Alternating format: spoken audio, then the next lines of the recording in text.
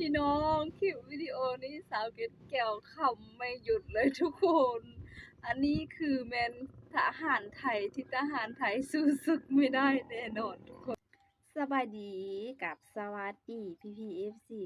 ฟังไทยแล้วก็ฟังลาวทุกคนเด้อยินดีต้อนรับเข้าที่ช่องเกดแก้วสาวลาวเส้นเก่าเส้นเคยอีกแล้วเนาะซึ่งเนาะมื้อนี้สาวเกดแก้วก็มีเรื่องราวแต่ข่าวดีๆจะเอามาฝากมาตอนพี่ FC ทุกคนเนาะตอนนี้เนาะพี่ FC ทุกคนพากันรับชมอยู่สายที่ลาวอยู่ไทยก็สามารถคอมเมนต์บอกสาวเกดแก้วได้เด้อแล้วส่วนเรื่องราวมื้อนี้เนาะหลังจากที่ว่าสาวเกดแก้วก็ได้ติดตามได้เบิ่งคลิปวิดีโอตลอดเนาะ 2-3 มื้อที่ผ่านมาเป็นชายแดนไทยกับกัมพูชาเนาะทุกคนซึ่งแบบสาวเกดแก้วเห็นแล้วก็คือแบบหลายๆคนก็อาจสิมีการเครียดเนาะทุกคนเลยสาวเกดแก้วมื้อนี้ก็เลยอยาก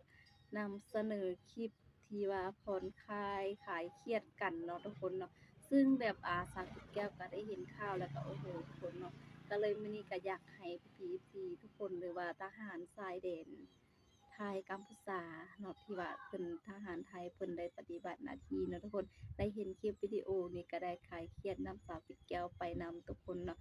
จากบ่าวทหารที่ว่าเพิ่นก็ได้ลงคลิปคลายเครียดเช่นเก่าเช่นเคยสาวเกดแก้วก็ต้องขออนุญาตหลายๆเนาะทุกคนเนาะเดี๋ยวทุกคนเรื่องราวจะเป็นจังได๋เราไปติดตามรับฟังรับชมคลิปวิดีโอ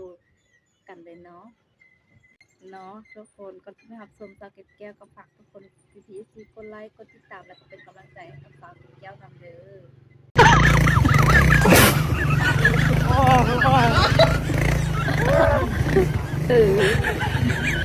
ตะลึงมากันね知らぬ同士が肩寄せて心の木枯らし聞いているเมืองนานี่ทุกคน ท่านครับรายงานปัญหาเรื่องไทยชายแดนเขมรครับมีอะไรเหรอท่านเมทัพเราได้ออกลาดตระเวนพบทหารเขมรแอบขุดบังเกอร์และลุกล้ำชายแดนไทยเข้ามา200 เมตรครับแล้วไงอย่าบอกนะว่าจะไล่มันไปเหมือนคราวที่แล้ววิ่งชนต้นกล้วยตายหายเปล่าครับผมมาขอท่านอนุมัติปิดชายแดนเขมรครับไม่ได้ปิดไม่ได้เพราะมันจะกระทบต่อสินค้านำออกท่านแน่ใจนะครับว่าท่านเป็นห่วงเศรษฐกิจของประเทศไม่ใช่เป็นห่วงไอ้พวกนายทุนที่แอบจ่ายใต้โต๊ะท่านนะครับใต้โต๊ะอะไรกันไม่มีหรอกท่านแน่ใจนะว่าไม่มี เป็นการเดี๋ยวถามนะอย่าบอกนะว่าพวกท่านรุมสุมหัวกันจะกบฏแผ่นดิน นั่นไงว่าแล้ว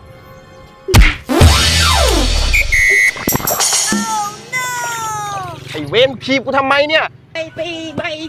มวย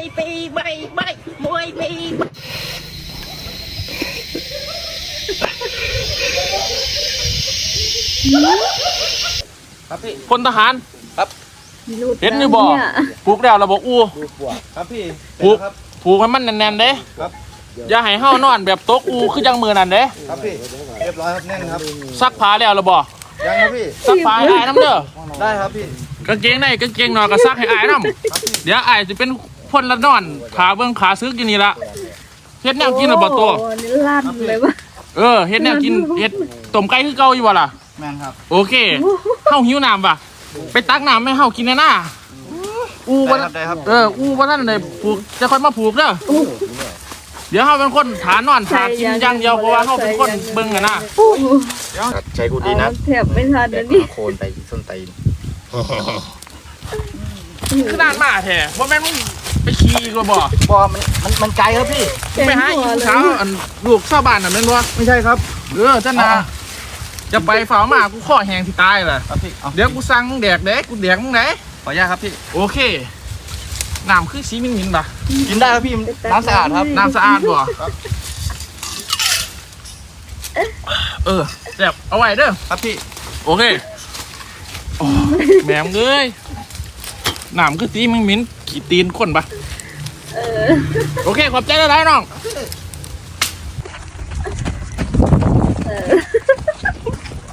พี่ไปไหนพี่ไปไหนพี่ผมขี้อยู่พี่ไปไหน เอาไม่ใช่พี่ไปของพี่ลืมของ อ้าวโอ้โหผมก็นึกว่ารวมขี้อยู่ ไปไหนอ่ะ ผมกี้อยู่เมื่อกี้เนี่ยพี่วิ่งผ่านเลยโอ้โหแล้ววิ่งตามทำไมเนี่ยนี่ก็ตายดิ เอาล่ะนะทุกคนเป็นจังไดเนาะทุกคนหลังจากที่ว่าทุกคนได้เบิ่งคลิปวิดีโอนี้แล้วว่าจากพี่ๆ FC ทุกคนน่ะได้เครียดกันแล้วก็มาเบิ่งคลิปวิดีโอนำสาวเกดแก้วอันนี้เป็นจังไดทุกคนมีความหัวเราะมีความม่วนซื่นกันจังไดพอได้คลายเครียดกันแน่บ่เนาะทุกคนเนาะส่วนสาวเกดแก้วแม่โอ้โหขำลั่นเลยทุกคนเป็นคลิปวิดีโอที่ว่าทหารไทยเพิ่นได้สร้างมาแบบเพื่อคนไทยเนาะที่ว่ากำลังมีความเครียดนั่นแหละทุกคนเนาะ ก็เลยสาวเกดแก้วก็เลยเอาคลิปวิดีโอนี้เนี่ยมาฝากมาต้อนพี่ๆ FC ทุกคนเนาะบ่ให้ใครเครียดจังใดทุกคนเนาะอีกคนก็แบบทำท่าแบบจะดูต้นทางให้ทุกอย่างแต่แบบใส่ทันนี้เฮ็ดอีหยังจังแนวก็ใส่เอาเนาะทุกคนเนาะคนคลิปวิดีโอหนึงก็เป็นลั่นลงจากภูเลยทุกคน